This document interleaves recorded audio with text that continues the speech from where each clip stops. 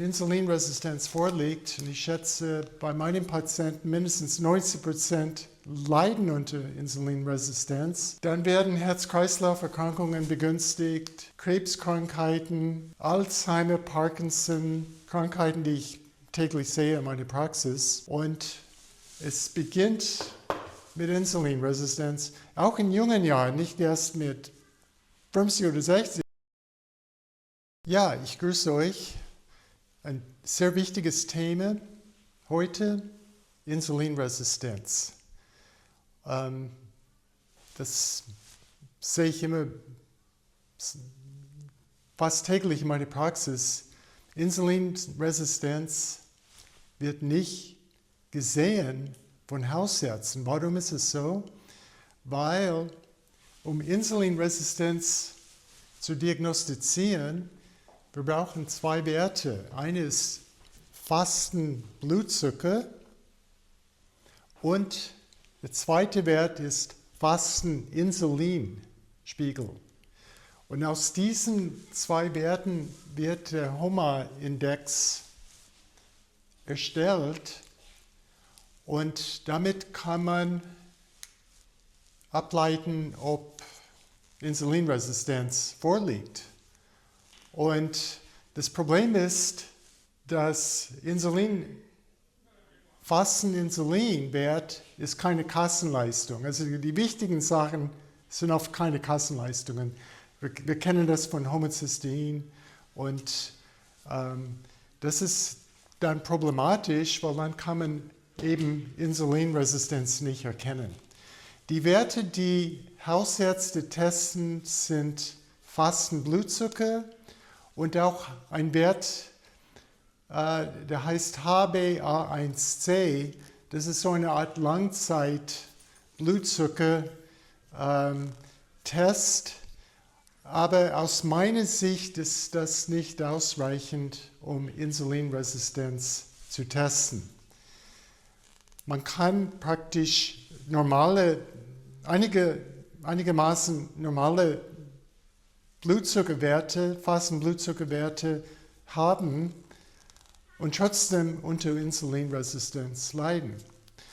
Warum ist das so ein großes Problem?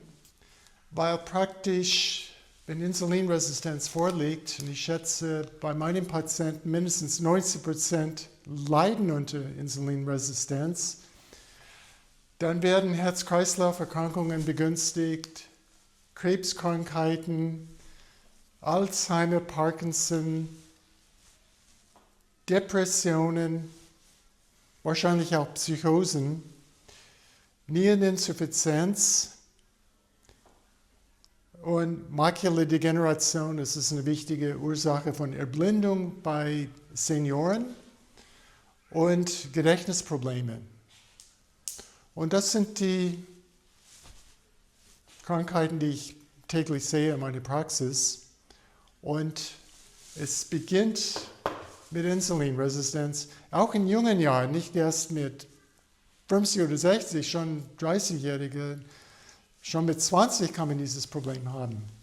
Und ja, es ist ein Riesenthema, also weltweit. Und Insulinresistenz führt natürlich zu Diabetes und Prädiabetes und in den USA und westlichen Ländern ca. 40% aller Erwachsenen leiden unter Prädiabetes und Diabetes. Und das war auch mein Thema, als ich war 18 und bei mir wurde Diabetes diagnostiziert. Die wollten Insulin bei mir spritzen und ich habe gesagt, nein, ich gehe einen anderen Weg und ich fing an, selber meine Forschungen zu betreiben und ich bin dann, damals habe ich die Nährhefeflocken entdeckt und das ist eine von meinen Lieblingsmitteln, um diesen Insulinresistenz abzusenken und auch Fastenblutzucker zu optimieren, also Nährhefeflocken. Und die esse ich jetzt seit über 50 Jahren, fast täglich zum Frühstück. Ja, wir möchten auf jeden Fall diese Blutzucker, Fasten Blutzucker absenken und Fasten Insulin senken.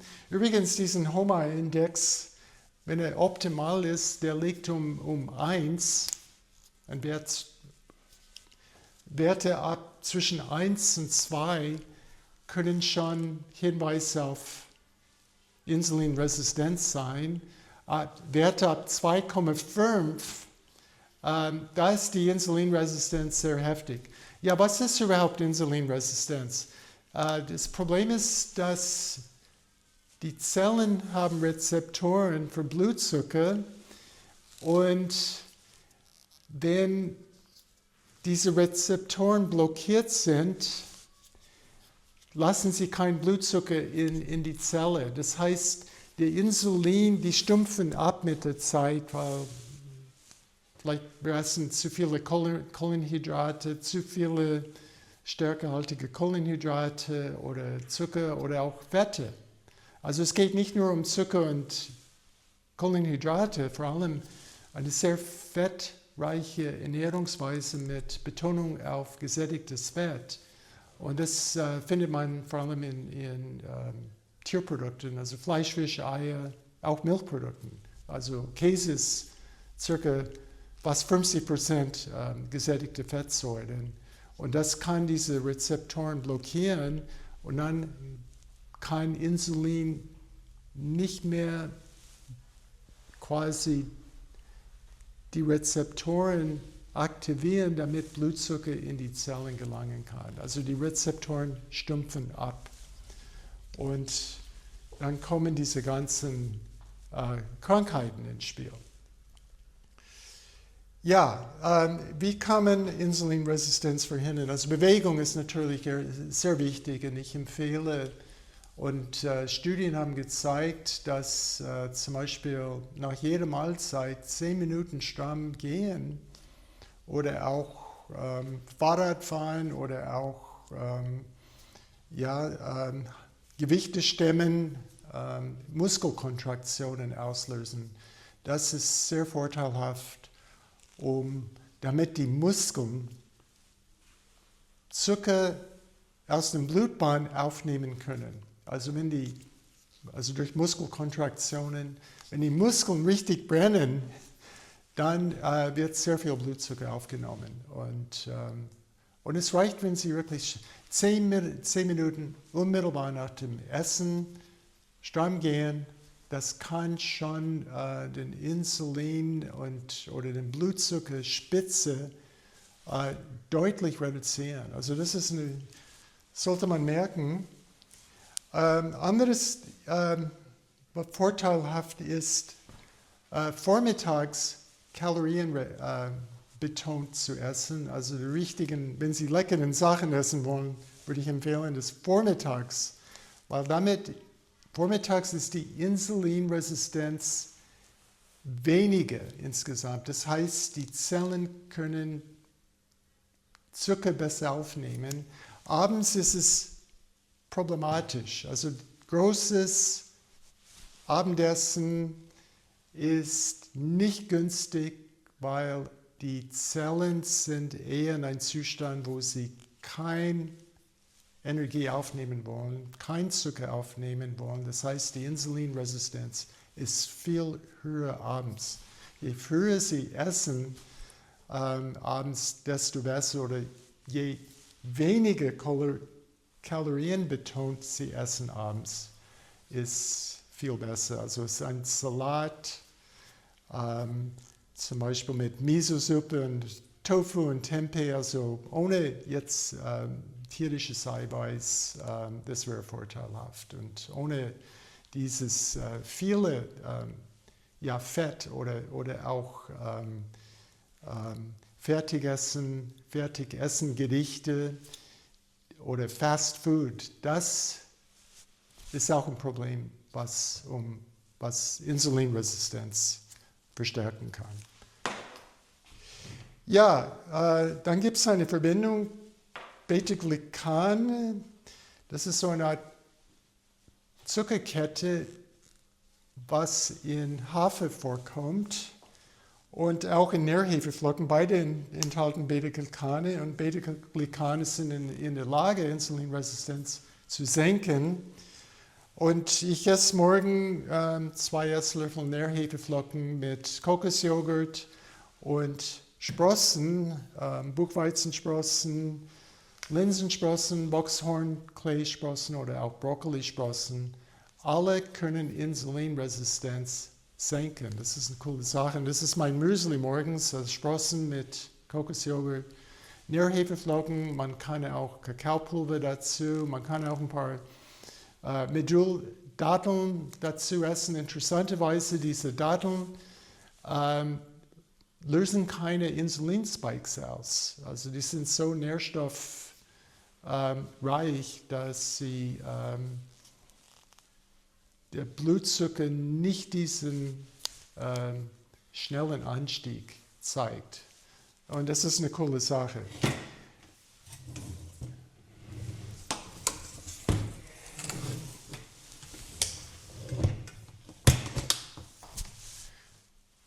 Meine Empfehlung ist, Nachthafer zu verwenden, über Nacht einweichen, in Wasser einweichen und dann am nächsten Tag kochen für 15 Minuten. Warum Nachthafer? Weil wir haben wenige Probleme mit Zuckerspikes als mit diesen feinen diese Haferflocken, die schnell kochen, in 1 Minute kochen.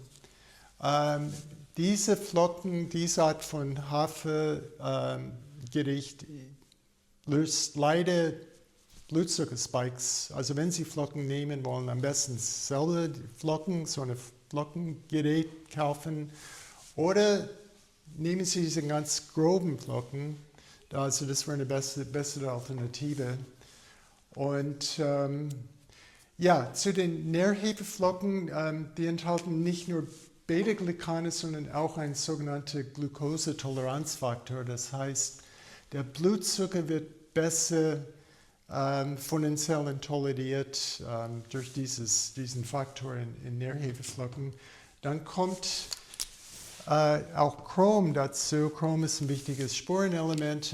Also all diese Spurenelemente sind wichtig, deswegen ich versuche jeden Tag ein paar Esslöffel eines Konzentrat an organischen Spurenelemente einzunehmen, weil wir wissen nicht, wir wissen, wie wichtig Spurenelemente als Bausteine sind für Enzyme in dem ganzen Stoffwechselgeschehen. Also deswegen mineralreiche Ernährung ist sehr wichtig.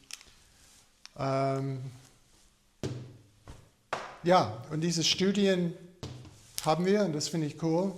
All diese Sprossen können diesen HOMA-Index, also diese Insulinresistenz, diesen Parameter absenken. Und zwar innerhalb weniger Wochen kann man hier eine Absenkung. Auch Blutzucker wurde bis zu 65% gesenkt mit all diesen Maßnahmen. Und eine dieser Maßnahmen sind Wildkräuter. Brennnessel und Löwenzahn, und da muss man nicht Berge von Wildkräutern essen. Es reicht, ich empfehle 6 Löwenzahnblätter täglich und vielleicht einen kleinen Handvoll, also frisches Brennnesselkraut. Also gerade jetzt im Frühling, wir haben wieder die jungen Brennnesseltriebe, die kann man dann nehmen, also für Smoothies oder eben auch für Salate. Und da gibt es eine coole Studie. Und ich habe endlich jetzt die Bestätigung gefunden, das ist eine Vermutung, was ich schon immer hatte bei Diabetikern, weil ich habe so gute Ergebnisse ich begleite Diabetiker, auch insulinabhängige Diabetiker. Und ich habe immer wieder erlebt, wie gut das geht bei den Patienten, nämlich wie leicht es möglich war, auch mit weniger Insulin auszukommen. Und ich hatte auch Patienten gehabt, die kein Insulin mehr gespritzt, mussten keine Insulin mehr spritzen. Und ich hatte einen Artikel da geschrieben und ich musste das wieder runternehmen und löschen.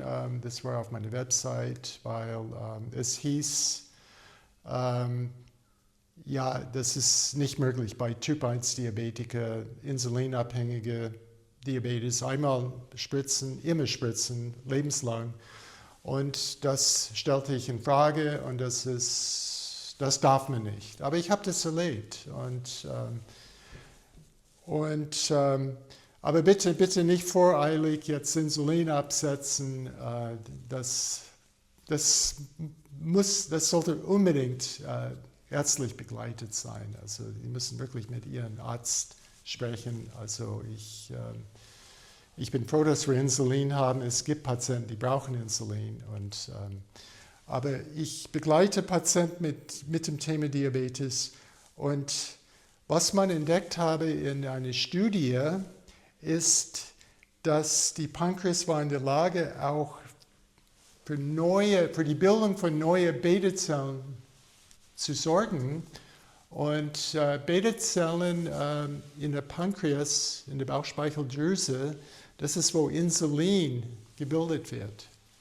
Und das ist, ja, endlich habe ich jetzt diese Studie. Und ich habe gelernt im Medizinstudium, also wenn diese Beta-Zellen aufgrund einer Autoimmunerkrankung praktisch untergehen, die kommen nie wieder zurück. Und dann ist man lebenslänglich angewiesen auf Insulin. Aber jetzt haben wir eine Studie, die zeigt genau das Gegenteil, dass eben diese Beta-Zellen können sich wieder vermehren. Und bis jetzt hat man gedacht, ja, das würde gehen vielleicht wenn man Stammzellen spritzen würde. Und jetzt könnte das vielleicht gehen mit Brennnesseln. Und ich glaube, nicht viele Kollegen von mir kennen diese Studie. Also ich lese diese Studien, ich interessiere mich. Und ja, lassen wir uns überraschen, vielleicht kommen da mehr Studien. Das würde mich freuen, weil ja, die Willkorde spielen eine Rolle bei meiner Therapie. Ich meine, ich setze auch Einzelmittel-Homöopathie ein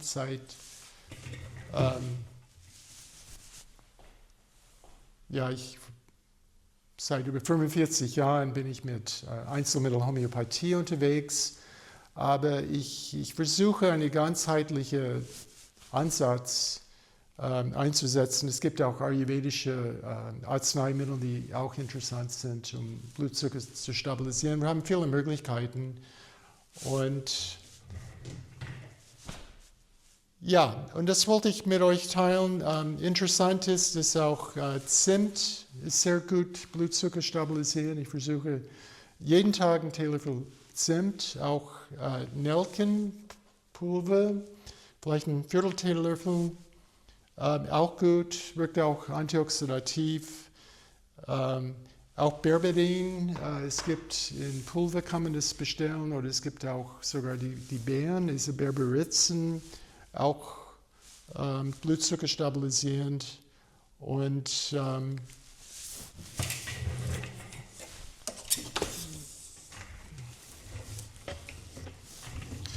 ja, was sollte man meiden?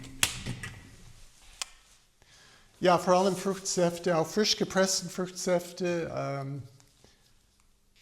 Ich würde, ja, Orangensaft, vielleicht Grapefruitsaft würde gehen eher, aber Orangensaft würde ich nicht empfehlen, auch wenn es frisch gepresst ist. Auch wenn das habe ich früher gemacht und ich habe da eine Bauchlandung jedes Mal erlebt, wenn ich zum Beispiel Brennnesseln gemixt habe mit Früchten wie Bananen, Mangos, also wirklich leckere Früchte, richtig lecker gemacht.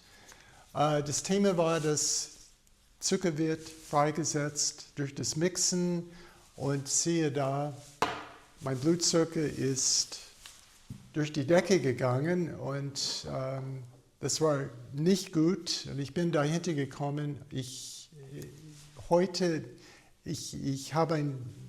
Wenn ich einen Smoothie mache, dann mixe ich das mal entweder mit einem Grapefruit oder vielleicht nur mit Zitrone. Und dann erst, wenn das Smoothie fertig ist, dann gebe ich Beeren dazu und, oder Apfelschnitte oder sowas. Also das heißt, ich möchte die Früchte nicht mixen.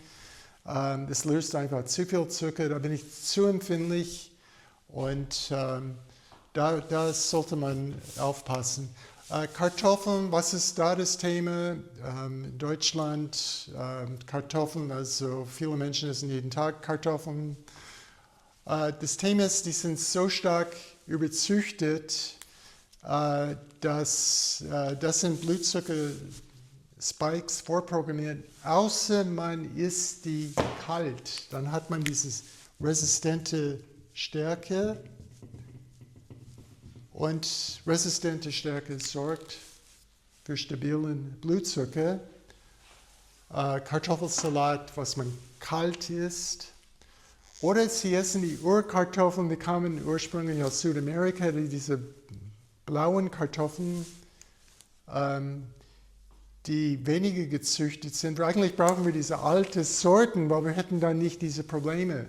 Das Problem ist, durch jede Züchtung gehen Pflanzenstoffe verloren und wenn die Pflanzenstoffe nicht mehr zu finden sind, zum Beispiel in den Kartoffeln, dann sind Blutzuckerspikes vorprogrammiert. Weißer Reis, stärkehaltige Kohlenhydrate, die zu schnell in den Blutkreislauf gelangen. Fertigessen, No-Go, alles was zu viele Zutaten enthält, begünstigt leider Blutzuckerspikes, auch diese ganzen vegane Gerichte. Je einfacher, desto besser, je weniger Zutaten, desto besser für den Blutzucker und natürlich auch Fast Food. Und ja, ich möchte das einfach mit euch geben. Ich könnte weiter über dieses Thema reden, aber ich